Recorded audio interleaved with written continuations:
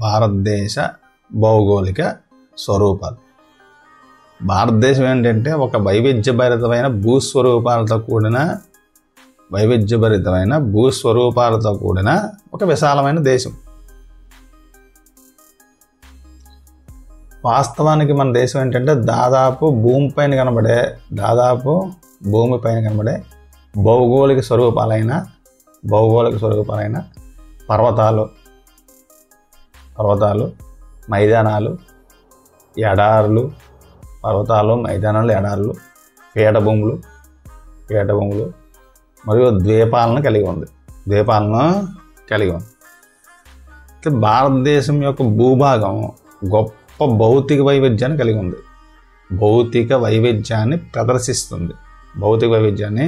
ప్రదర్శిస్తుంది. భౌగోళికంగా ద్వీపకల్ప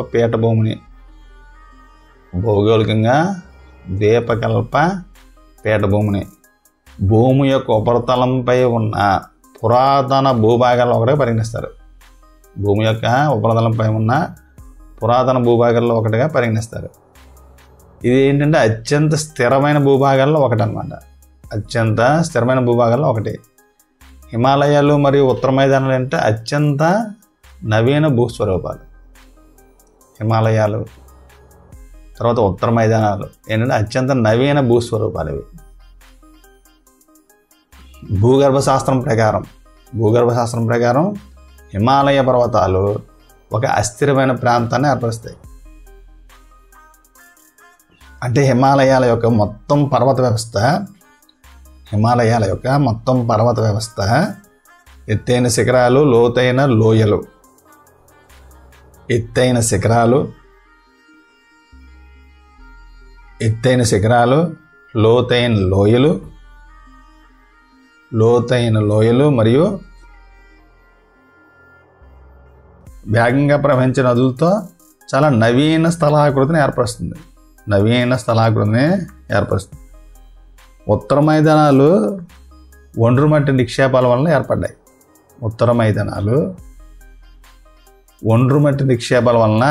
ఏర్పడ్డాయి. ఇప్పుడు ద్వీపకల్ప పీఠభూమి క్రమేణా ఎత్తు పెరుగుతున్న కొండలతో అగ్నిశిలలు మరియు రూపాంతర శిలలతో ఏర్పడింది. అయితే ప్రధాన భౌగోళిక విభాగాలు ఏంటి?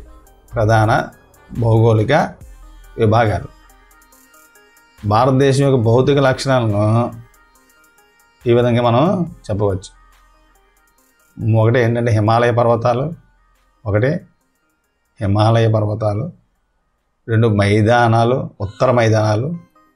రెండు ఉత్తర మైదానాలు, మూడు ద్వీపకల్ప పీఠభూమి, నాలుగు భారత ఎడారి,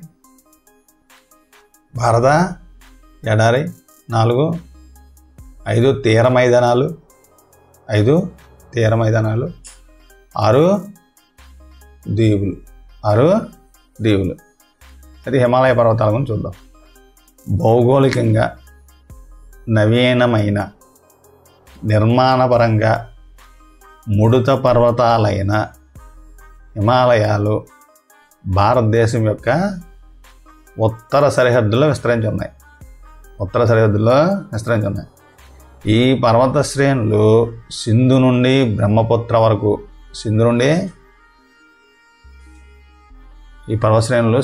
బ్రహ్మపుత్ర వరకు పశ్చిమ తూర్పు దిశల్లో ఉన్నాయి.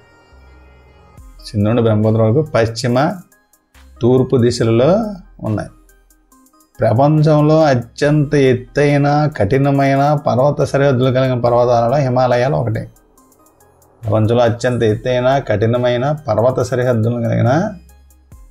హిమాలయాలు ఒకటి. అవేంటంటే ఒక చాపం ఆకారంలో సుమారు 2400 కిలోమీటర్ల దూరం విస్తరించి ఉన్నాయి.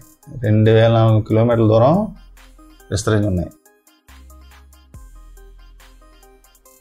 వాటి వెడల్పు కాశ్మీర్లో ఎంత ఉందంటే 400 కిలోమీటర్లు ఉంది. 400 కిలోమీటర్లు. అదే అరుణాచల్ ప్రదేశ్ వచ్చేసరికి 150 కిలోమీటర్ల వరకు ఉందన్నమాట. అంటే కాశ్మీర్ నుండి అరుణాచల్ ప్రదేశ్ వరకు ఇక్కడ 400 ఉంటే ఇక్కడ 150 కిలోమీటర్లు మాకు ఉందన్నమాట. పశ్చిమ భాగంలో ఉన్న శ్రేణుల కంటే తూర్పు భాగంలో శ్రేణుల ఎత్తుల్లో వైవిధ్యత ఎక్కువ. పశ్చిమ భాగంలో ఉన్న శ్రేణుల కంటే తూర్పు భాగంలో శ్రేణుల ఎత్తుల్లో వైవిధ్యత ఎక్కువ. హిమాలయాలు నిడువు పరంగా చూస్తే ఉత్తరం నుండి దక్షిణానికి 3 సమాంతర శ్రేణులుగా ఉన్నాయి. ఉత్తరం నుండి దక్షిణానికి 3 సమాంతర శ్రేణులుగా ఉన్నాయి. ఈ శ్రేణుల మధ్య అనేక లోయలు ఉన్నాయి. అన్నింటిలోకి ఉత్తరంగా ఉన్న శ్రేణిని ఏంటంటే అత్యున్నత లేదా అంతర హిమాలయాలు లేదా హిమాద్రి అని అంటారు. అన్నింటిలోకి ఉత్తరంగా ఉన్న శ్రేణిని అత్యున్నత లేదా అంతర హిమాలయాలు లేదా హిమాద్రి అని అంటారు. ఇదేంటంటే 6000 మీటర్ల సగటు ఎత్తుతో ఉంటాయి. అవి చిన్న శ్రేణి అన్నమాట. 6000 మీటర్ల సగటు ఎత్తుతో ఎత్తైన శిఖరాలతో కూడిన అత్యంత అవిచ్ఛిన్న శ్రేణి ఇది. అత్యంత అవిచ్ఛిన్న శ్రేణి. అన్ని ప్రముఖ హిమాలయ శిఖరాలన్నీ ఈ శ్రేణిలో ఉన్నాయి. ప్రముఖ హిమాలయ శిఖరాలన్నీ ఈ శ్రేణిలో ఉన్నాయి.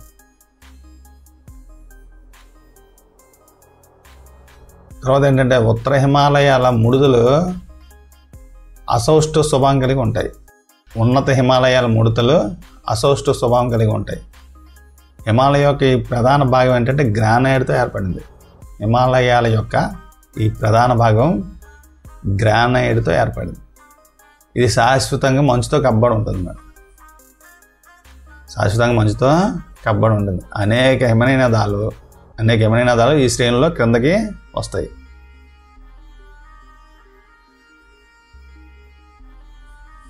ఇందులో ఎత్తైన శిఖరాలు ఏంటంటే ఎవరెస్ట్ నేపాల్లో ఉంది. 8848 మీటర్లు.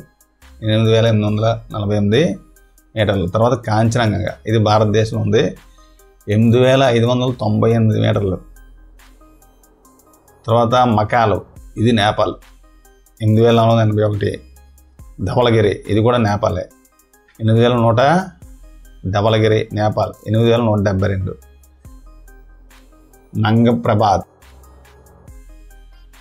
నంగప్రబాద్ ఏంటి భారతదేశం. ఇది 8126. 8126 ఇది నంగప్రబాద్. తర్వాత అన్నపూర్ణ అనేది కూడా నేపాల్లో ఉంది 8078. నందాదేవి భారతదేశం 7817. తర్వాత కామెట్ భారతదేశం 7756. నాంచా బర్వా భారతదేశం 7756. గుర్లమాందా నేపాల్ 7728. అంటే భారతదేశంలో మొదటిది ఏంటంటే కాంచనజంగా, రెండోది వచ్చి నంగప్రబాత్, 3 నందాదేవి, 4 కామెట్, 5 నాంచా బర్వా. ఇప్పుడు హిమాద్రికి దక్షిణంగా ఉన్న శ్రేణి అత్యంత కఠినమైన పర్వత వ్యవస్థను ఏర్పరుస్తుంది. అత్యంత కఠినమైన పర్వత శ్రేణిని ఏర్పరుస్తుంది. వీటిని హిమాచల్ లేదా నిమ్న హిమాలయాలు అంటారు. హిమాచల్ లేదా నిమ్న హిమాలయాలు అంటారు. ఈ శ్రేణులు ప్రధానంగా అత్యంత సంపీడనానికి గురై రూపాంతరం చెందిన శిలలతో కూడి ఉంటాయి. వీటి ఎత్తు ఏంటంటే వీటి ఎత్తు 3700 నుండి 4500 మీటర్ల మధ్య ఉంటుంది. సగటు వెడల్పు వచ్చి 50 కిలోమీటర్లు అన్నమాట. సగటు వెడల్పు 50 కిలోమీటర్లు. పిరుపంజాల్ శ్రేణి అత్యంత పొడవైన ముఖ్యమైన శ్రేణి. పిరుపంజాల్ శ్రేణి అత్యంత పొడవైన ముఖ్యమైన శ్రేణి. దౌల్ధర్ మరియు మహాభారత్ శ్రేణులు కూడా ప్రముఖమైనవి. దౌల్ధర్ మరియు మహాభారత్ శ్రేణులు కూడా ప్రముఖమైనవి. ఈ శ్రేణుల్లో ప్రసిద్ధి చెందిన కాశ్మీర్ లోయ, హిమాచల్ ప్రదేశ్లోని కులు, కాంగ్రా లోయలు, కులు కాంగ్రా లోయలు వేసవి విడిది కేంద్రాలకు ప్రసిద్ధి. వేసవి విడిది కేంద్రాలకు ప్రసిద్ధి. హిమాలయాల్లో అత్యంత బాహ్య శ్రేణి ఏంటంటే శివాలిక్ శ్రేణి అంటారు. హిమాలయాల్లోని అత్యంత బాహ్య శ్రేణిని శివాలిక్ శ్రేణి అని అంటారు.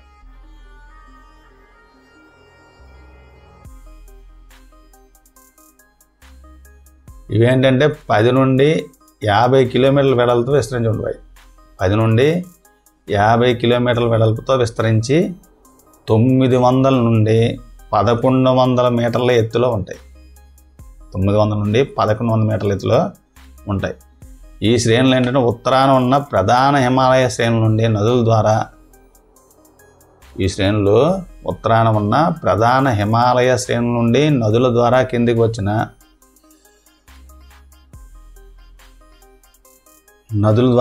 వచ్చిన స్థిరీకరించని అవక్షేపాలతో ఏర్పడ్డాయి. ఈ లోయలు మందపాటి కంకర మరియు ఒండుతో కప్పబడి ఉంటాయి. నిమ్న హిమాలయాలు శివాలిక్ మధ్య ఉన్న ధైర్య లోయలను డూన్లు అంటారు. నిమ్న హిమాలయాలు మరియు శివాలిక్ మధ్య ఉన్న ధైర్య లోయలను డూన్లు అంటారు. అంటే డెహ్రాడూను, కోట్లీ డూను మరియు పాట్లీ డూను వంటి వాటిని డూన్లుగా చెప్పవచ్చు. డెహ్రాడూను, కోట్లీ డూను, సాట్లీ డూను ఇలా అన్నమాట. రేఖాంశ విభజనలతో పాటు హిమాలయాలను పశ్చిమ నుండి తూర్పు వరకు ప్రాంతాల వారీగా విభజించవచ్చు. ఈ విభాగాలు ఏంటంటే నదీ లోయల చేత వేరే అన్నమాట. ఈ విభాగాలు నదీ లోయల చేత వేరాయి. ఉదాహరణకు సింధు మరియు సట్లెజ్ నదుల మధ్య ఉన్న హిమాలయ భూభాగాన్ని పంజాబ్ హిమాలయాలు అని పిలుస్తారు. సింధు మరియు సట్లెజ్ నదుల మధ్య ఉన్న హిమాలయ భాగాన్ని సంప్రదాయంగా పంజాబ్ హిమాలయాలు అని పిలుస్తారు. అయితే దీన్ని ప్రాంతీయంగా పశ్చిమ నుండి తూర్పుకు వరుసగా కాశ్మీర్,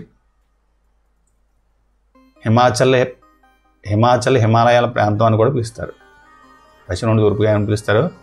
కాశ్మీరు, హిమాచల్ హిమాలయాల ప్రాంతం అని కూడా పిలుస్తారు. సట్లెజ్ మరియు కాళీ నదుల మధ్య ఉన్న హిమాలయాలను కుమయూన్ హిమాలయాలు అంటారు. సట్లెజ్ మరియు కాళీ నదుల మధ్య ఉన్న హిమాలయాలను కుమయూన్ హిమాలయాలను పిలుస్తారు. కాళీ, తీస్తా నదుల మధ్య ఉన్న హిమాలయాలను నేపాల్ హిమాలయాలను వేరు చేస్తాయి. కాళీ, తీస్తా నదులు నేపాల్ హిమాలయాలను వేరు చేస్తాయి. నేపాల్ హిమాలయాలను వేరు చేస్తాయి. తీస్తా మరియు దిహాంగ్ నదుల మధ్య ఉన్న భూభాగాన్ని అస్సాం హిమాలయాలు అంటారు. తీస్తా మరియు దిహాంగ్ నదుల మధ్య ఉన్న భాగాన్ని అస్సాం హిమాలయాలు అంటారు. తీస్తా మరియు దిహాంగ్ నదుల మధ్య ఉన్న భాగాన్ని అస్సాం హిమాలయాలు అంటారు. ఈ విభాగాలకు ప్రాంతీయ పేర్లు కూడా ఉన్నాయి.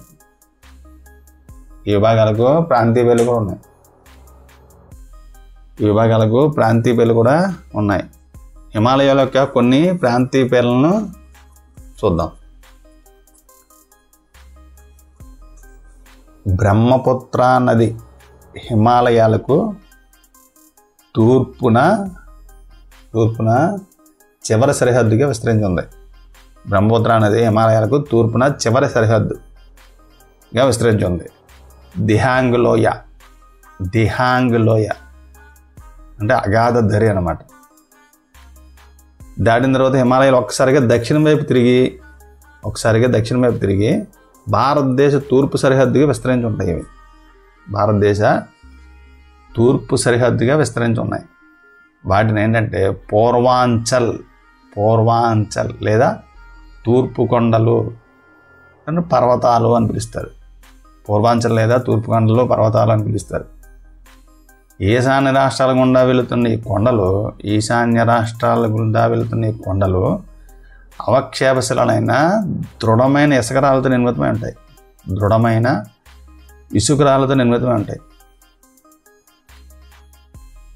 దట్టమైన అడవులతో కప్పబడి ఇవి ఎక్కువగా సమాంతర శ్రేణులు లోయలుగా విస్తరించి ఉన్నాయి.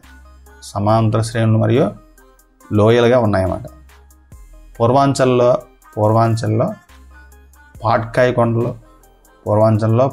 కొండలు, నాగా కొండలు, మణిపూర్ కొండలు మరియు మిజో కొండలు ఉన్నాయి. ఉత్తర మైదానం తర్వాత అండి ఉత్తర మైదానం ఏంటంటే సింధు, గంగా మరియు బ్రహ్మపుత్ర అనే 3 ప్రధాన నదీ వ్యవస్థలు వాటి ఉపనదుల పరస్పర చర్యతో ఏర్పడింది. ఇది ఉపనదుల పరస్పర చర్యతో ఏర్పడింది. హిమాలయాల పర్వత పాదాల వద్ద ఉన్న లోతట్టు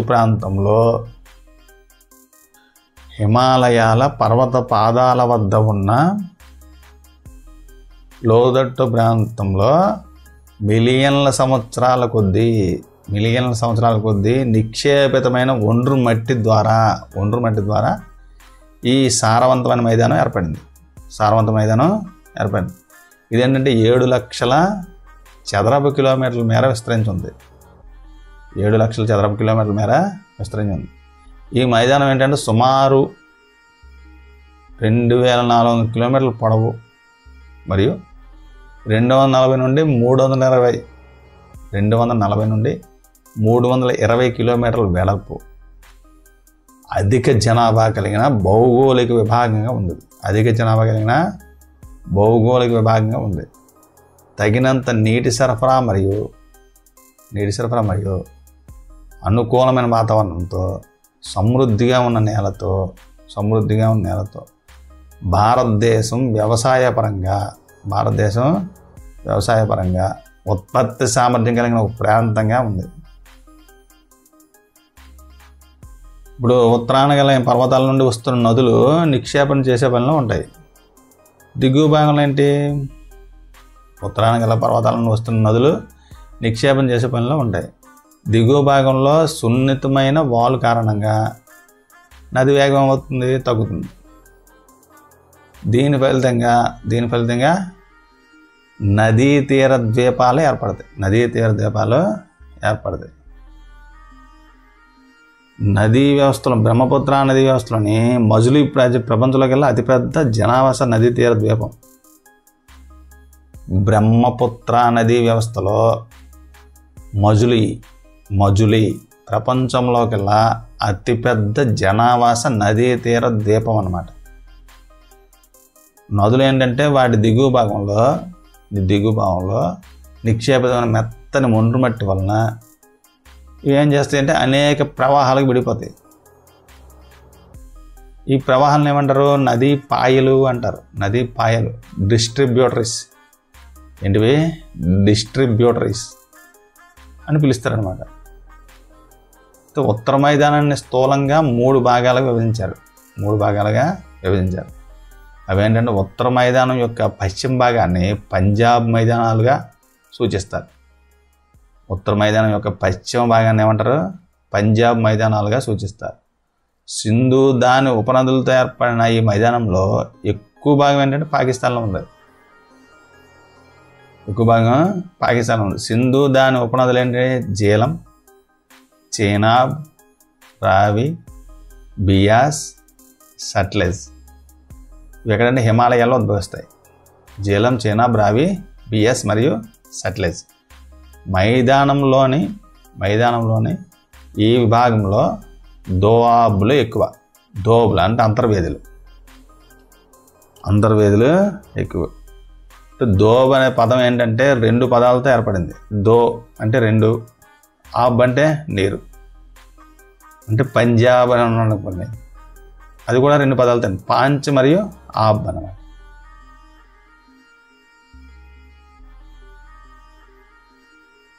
గంగా మైదానం గగ్గర్ మరియు తీస్తా నదుల మధ్య విస్తరించి ఉంది. ఇది ఉత్తర భారతదేశంలో హర్యానా, ఢిల్లీ, ఉత్తరప్రదేశ్, బీహార్లోను పశ్చిమ బెంగాల్లో పాక్షికంగా, జార్ఖండ్లోనే విస్తరించి ఉంది.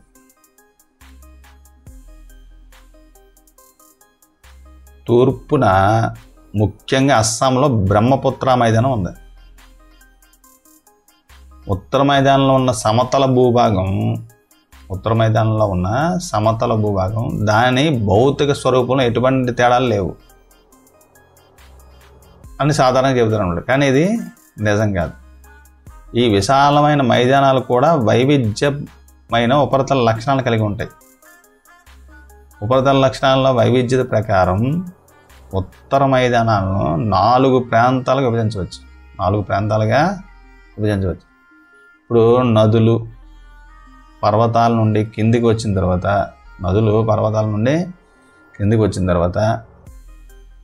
శివాలిక్ పర్వతాల వాలులకు సమాంతరంగా 8 నుండి 16 కిలోమీటర్ల వెడల్పుతో ఒక ఇరుకైన మేకలలో గులకరాలను నిక్షేపం చేస్తాయి. దీన్ని ఏమంటారంటే బాబర్ అంటారు. గులకరాలను నిక్షేపం చేస్తారు. దీన్ని ఏమంటారు? బాబర్. ఇప్పుడు ఈ బాబర్ మేకలు ఏంటంటే అన్ని ప్రవాహాలు అదృశ్యమవుతాయి. ఈ మేకలకు దక్షిణంగా ప్రవాహాలు, నదులు తిరిగి ఉద్భవించి తడి, చిత్తడి మరియు బురదగా ఉన్న ప్రాంతాన్ని ఏర్పరుస్తాయి. దీన్ని ఏమంటారంటే టెరాయి అంటారు. టెరాయి. ఇది వన్యప్రాణులతో నిండిన దట్టమైన అటవీ ప్రాంతం అన్నమాట.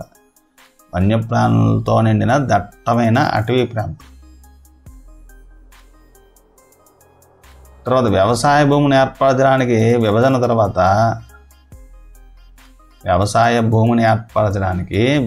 తర్వాత పాకిస్తాన్ నుండి వలస వచ్చిన వారిని స్థిరపరచడానికి ఈ అడవులను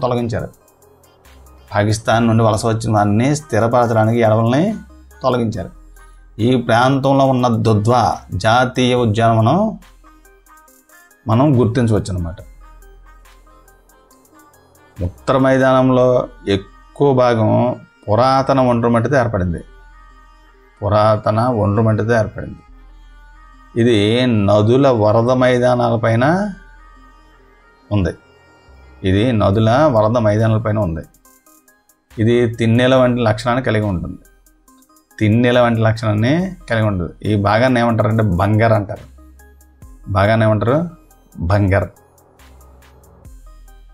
ఈ ప్రాంతంలో నేలలు ఏంటంటే మిజో పర్వతాల ప్రాంతంలో సున్నప్రాయ నిక్షేపాలను కలిగి ఉన్నాయి. దీన్నే స్థానికంగా ఏమంటారంటే కంకర అంటారు.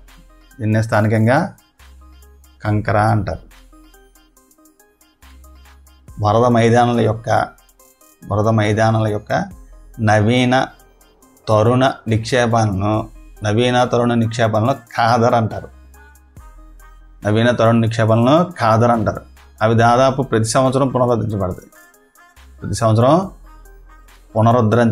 కాబట్టి సారవంతమైనవిగా ఉంటాయి. అంచేతంటే సాంద్ర వ్యవసాయానికి అనువైనవి ఏవి అంటే ఖాదర్. తర్వాత ద్వీపకల్ప పీఠభూమి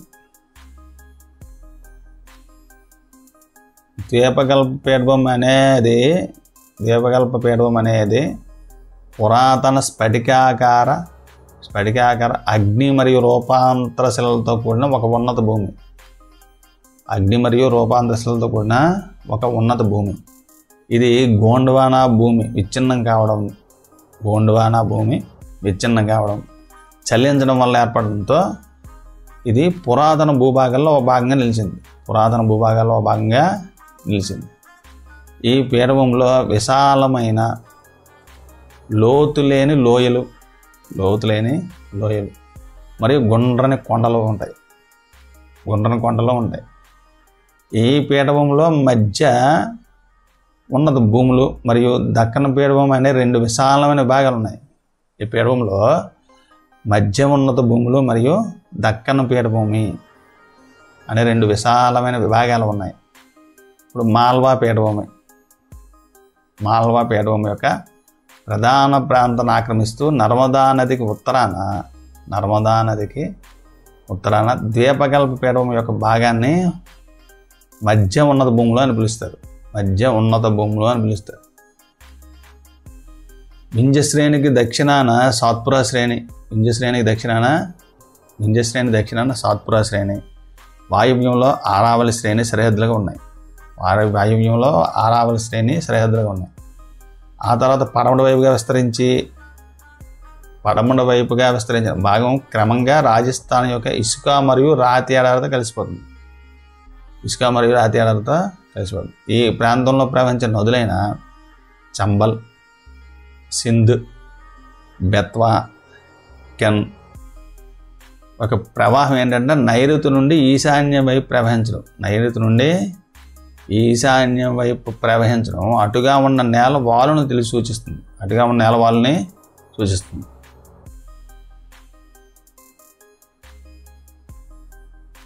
మధ్య ఉన్నత భూములు పశ్చిమాన వెడల్పుగా ఉన్నప్పటికీ తూర్పున ఏంటంటే సన్నగా ఉంటాయి.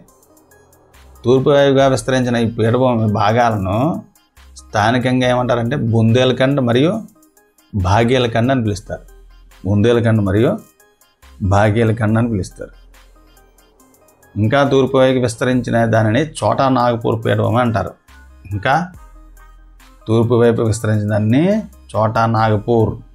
చోటా నాగపూర్ అంటారు. ఇందులో దామోదర్ నది ప్రవేశిస్తుంది. దక్కన్ పీఠభూమిని నర్మదా నదికి దక్షిణంగా ఉన్న త్రిభుజాకార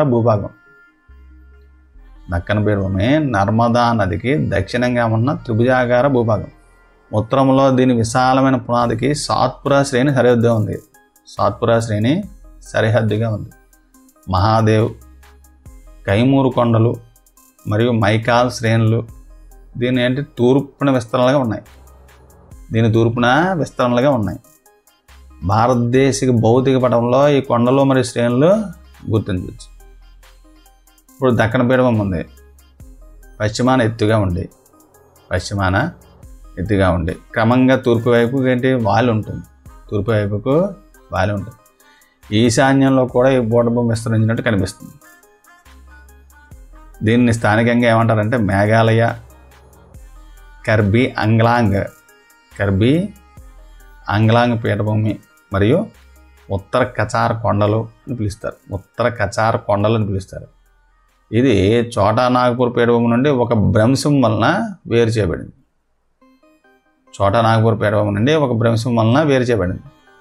గారో, కాశీ, జైంతియా కొండలు పశ్చిమ నుండి తూర్పు వరకు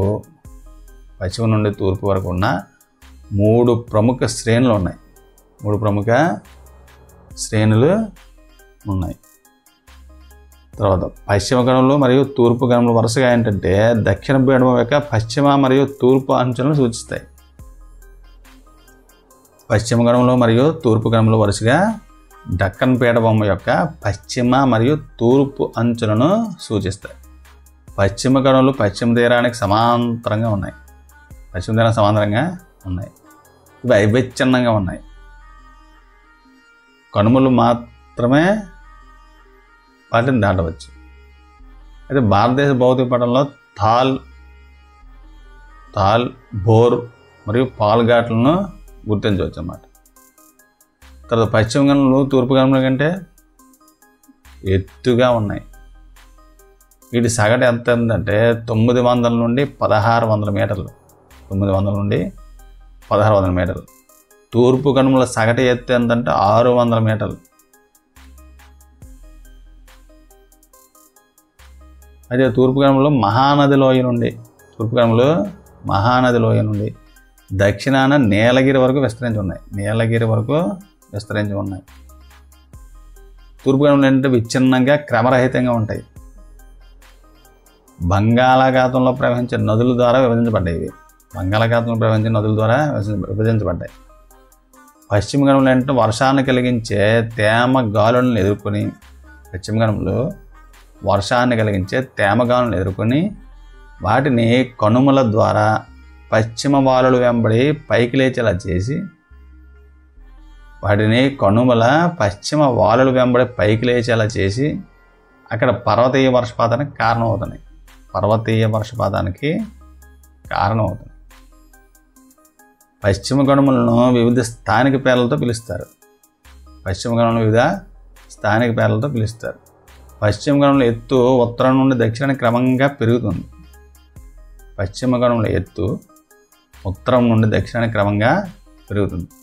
ఎత్తైన శిఖరాల్లో అనయముడి, ఎత్తైన శిఖరాల్లో అనయముడి ఇదంతా 2695 మీటర్లు. మరియు దొడబెట్ట 2637 మీటర్లు ఉన్నాయి. తర్వాత మహేంద్రగిరి 1501 మీటర్. తూర్పు కనుమలో ఎత్తైన శిఖరం ఇది. తూర్పు కనుమలో ఎత్తైన శిఖరం. శబరాయ కొండలు మరియు జావడ కొండలు తూర్పు కనుమలకు ఎలాగా ఆగ్నేయంగా ఉన్నాయి. శబరాయ కొండలు మరియు జావడ కొండలు తూర్పు కనుమలకు ఆగ్నేయంగా ఉన్నాయి. అయితే తూర్పు కనుమలలో ఉదగమండలం ప్రఖ్యాతిగా చెందింది. ఉదగమండలం ప్రఖ్యాతి చెందింది. ఊటీ మరియు కొడైకెనాల్ ప్రసిద్ధి చెందిన ఉదగమండలంలో ప్రఖ్యాత వేసవి విడిది ప్రాంతాలు. డక్కన్ డ్రాప్ అని పిలిచబడే నల్లరేగడి నేల ప్రాంతం ద్వీపకల్ప పీఠభూమి. ఒక ప్రత్యేక లక్షణంలో ఒకటి ఇదేంటంటే అగ్నిపర్వత ఉద్భవం కాబట్టి దీని శిలలు ఏంటంటే అగ్నిశిలలు అంటారు. వాస్తవానికి ఈ శిలలు కాలక్రమేణా వికోషీకరణం చెంది నల్లరేగడి నేల ఏర్పడడానికి కారణమయ్యాయి. ఆరావళి కొండలు ఏంటంటే ద్వీపకల్ప పీఠభూమి యొక్క పశ్చిమ మరియు వాయువ్య అంచుల్లో ఉన్నాయి. ఇవి బాగా క్రమక్షయం లోనయ్యి శిలాశైథిల్యం చెందిన కొండలుగా కనిపిస్తాయి. ఇది గుజరాత్ నుండి ఢిల్లీ వరకు నైరుతి ఈశాన్య దిశలో విస్తరించి ఉన్నాయి. గుజరాత్ నుండి ఢిల్లీ వరకు విస్తరించి ఉన్నాయి. తర్వాత భారతదేశ ఎడారి ఆరావళి కొండల పశ్చిమ అంచులలో ఉంది. ఇది ఇసుక దెబ్బల చేత కప్పబడిన ఎత్తు పల్లాలుగా ఉండే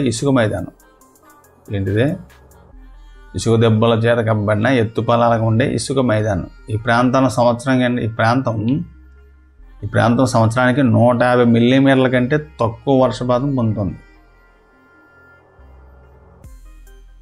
తక్కువ వృక్షాంబత కూడా కలిగి ఉంది. ఇది శుష్క వాతావరణం కలిగి ఉంది. వర్షాకాలంలో ఏంటంటే ప్రవాహాలు కనిపిస్తాయి. ఇప్పుడు సముద్రంలో కలిసేందుకు సరిపడ నీళ్ళు లేకపోవడంతో ఇసుకలో ఇంకిపోతాయి. లూని ఈ ప్రాంతంలో ఏంటంటే ఉన్న ఏకైక పెద్ద నది లూని. తర్వాత బార్కన్లు అర్ధచంద్రాకారపు దెబ్బలు ఎక్కువ ప్రాంతాల్లో విస్తరించి ఉంటాయి. అయితే భారత్ పాకిస్తాన్ సరిహద్దు సమీపంలో పొడవైన దెబ్బలు చాలా ప్రముఖంగా ఉన్నాయి. జైసల్మేర్ వెళ్తే బార్కన్ సముదాయాలని చూడవచ్చు. తర్వాత తీర మైదానాలు. పశ్చిమాన అరేబియా సముద్రం, తూర్పున బంగాళాఖాతం వెంబడి ఉన్న ద్వీపకల్ప పీఠభూమి అంచున ఇరుకైన తీర ప్రాంతాలు ఉన్నాయి. పశ్చిమ తీరం ఒక ఇరుకైన మైదానం. ఇది పశ్చిమ కనుమలు మరియు అరేబియా సముద్రం అంచునకు మధ్యలో ఉంది. దీనిలో మూడు భాగాలు ఉంటాయి. తీరం యొక్క ఉత్తర భాగాన్ని ఏంటంటే తీరం యొక్క ఉత్తర భాగం ఏంటి? కొంకన్ అంటే ముంబై గోవా అని, ముంబై గోవా అని. మధ్య ప్రాంతాన్ని కెనరా తీరం అని, మధ్య ప్రాంతాన్ని కెనరా తీరం అని. దక్షిణ ప్రాంతాన్ని మలబార్ తీరం అని పిలుస్తారు. దక్షిణ ప్రాంతాన్ని మలబార్ తీరం అని పిలుస్తారు. బంగాళాఖాతం వెంబడి ఉన్న మైదానాలు వెడల్పుగా మరియు చదునుగా ఉంటాయి. ఉత్తర భాగంలో దీనిని ఏంటంటే ఉత్తర సర్కార్ అని పిలువగా, దక్షిణ భాగాన్ని కోరమండల తీరము అంటారు. కోరమండల తీరము. మహానది, గోదావరి, కృష్ణ, కావేరి వంటి పెద్ద నదులు ఈ తీరంలో విస్తృతమైన డెల్టాలను ఏర్పరిచాయి. చిలికా సరస్సు తూర్పు తీరంలో ఉన్న ఒక ముఖ్యమైన స్వరూపం. చిలికా సరస్సు ఏంటంటే భారతదేశంలో అతిపెద్ద ఉప్పునీటి సరస్సు. చిలిక ఏంటి? ఉప్పునీటి సరస్సు. ఇది మహానది డెల్టాకు దక్షిణాన ఒడిశా రాష్ట్రంలో ఉంది. దక్షిణాన ఒడిశా రాష్ట్రంలో ఉంది. దీవులు. భారతదేశానికి ఏంటంటే విశాలమైన ప్రధాన భూభాగం ఉంది కదా. దేశం ఏంటంటే 2 ద్వీప సమూహాలను కలిగి ఉంది. 2 ద్వీప సముదాయాలను కలిగి ఉంది. కేరళలో మలబార్ తీరానికి దగ్గరలో ఉన్న లక్షద్వీపుల సముదాయం ఒకటే. ఈ ద్వీప సముదాయం ఏంటంటే చిన్న పగడపు ద్వీపాలతో కూడి ఉంటుంది. పూర్వం వీటిని లక్కదీవి లేదా మినికాయ్ మరియు అమిన్ దీవులు అని పిలిచేవారు. 1973లో వీటికి లక్షద్వీపులు అని పేరు పెట్టారు. ఇది 32 చదరపు కిలోమీటర్ల స్వల్ప విస్తీర్ణంతో ఉంది. 32 చదరపు కిలోమీటర్ల స్వల్ప విస్తీర్ణం. కవరత్తి ద్వీపం ఏంటంటే లక్షద్వీపుల యొక్క పరిపాలనా ప్రధాన కార్యాలయం కవరత్తి ద్వీపం. ద్వీప సముదాయంలో గొప్ప వైవిధ్యమైన వృక్ష జంతుజాతులు ఉన్నాయి. జనావాసాలు లేని పిట్టి ద్వీపంలో పక్షుల అభయారణ్యం ఉంది. అక్కడ జనావాసాలు లేని పిట్టి ద్వీపం.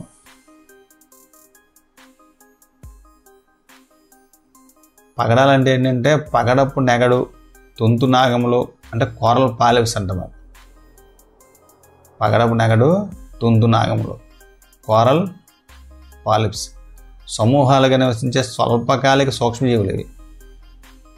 అవి ఏంటంటే తక్కువ లోతు బురద లేని వెచ్చని నీటిలో వృద్ధి చెందుతాయి. ఇవి కాల్షియం కార్బోనేట్ని స్రవిస్తాయి.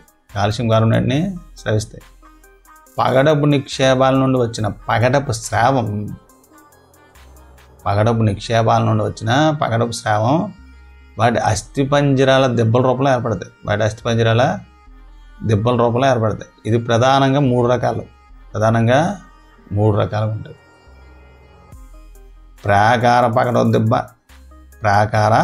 పగడపు దిబ్బ, పట్టీ పగడపు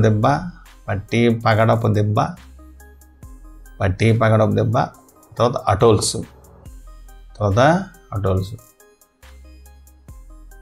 ప్రాకార పగడపు దెబ్బ అంటే బారియర్ రీఫ్. పట్టీ పగడపు దెబ్బ అంటే ఫ్రింజింగ్ రీఫ్. అటోల్స్. ఆస్ట్రేలియాలో గ్రేట్ బ్యారియర్ రీఫ్ ఎగ్జాంపుల్ చెప్పవచ్చు. Great barrier reef. అటోల్స్ అనేవంటే వృత్తాకారంలో లేదా గుర్రపు డెక్క ఆకారంలో ఉండే పగడపు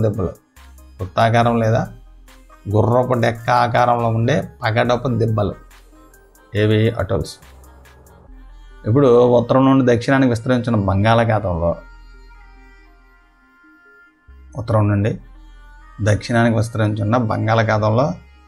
ఉన్న పొడవైన ద్వీపాల గొలుసును చూస్తే అవేంటివి? అండమాన్ మరియు నికోబార్ దీవులు. ఇవి పరిమాణంలో పెద్దవి మరియు ఎక్కువ సంఖ్యలో చెల్లాచెదురుగా ఉంటాయి. ఈ ద్వీపాల సముదాయాన్ని రెండు విస్తృత వర్గాలు విభజించారు. ఉత్తరాన ఏంటి? అండమాన్ మరియు దక్షిణాన నికోబార్. ఉత్తరాన అండమాన్, దక్షిణాన నికోబార్. ఈ ద్వీపాలు సముద్రంలో మునిగి ఉన్న పర్వతాల యొక్క పైకి వచ్చిన భాగం అని నమ్ముతారు. ఈ ద్వీప సముదాయాలు దేశానికి చాలా వ్యూహాత్మక ప్రాముఖ్యతను కలిగి ఉన్నాయి. ఈ ద్వీపాల సముదాయంలో కూడా గొప్ప వైవిధ్యంతో కూడిన వృక్షజాలం, జంతుజాలం ఉంది. ఈ ద్వీపాలు భూమధ్యరేఖకు దగ్గరగా ఉంటాయి. భూమధ్యరేఖ శీతోష్ణ కలిగి దట్టమైన అటవీ ప్రాంతం కలిగి ఉంటాయి. భారతదేశం యొక్క ఏకైక క్రియాశీల అగ్నిపర్వతం అండమాన్ మరియు నికోబార్ దీవుల్లోని బారెన్ ద్వీపంలో ఉంది.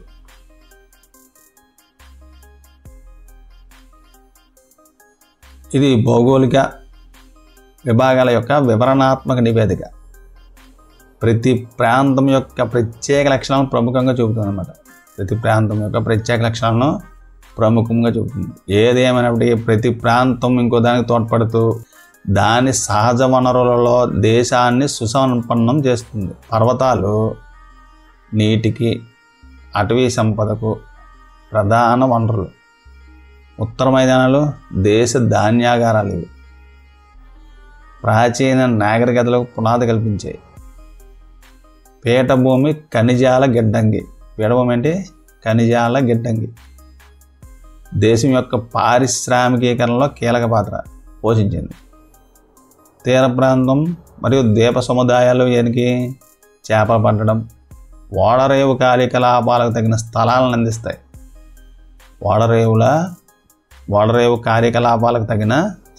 అందిస్తాయి. ఈ విధంగా మన దేశ విభిన్న భౌగోళిక స్వరూపాలు భవిష్యత్తులో అపారమైన అభివృద్ధికి అవకాశాలని కల్పిస్తున్నాయి.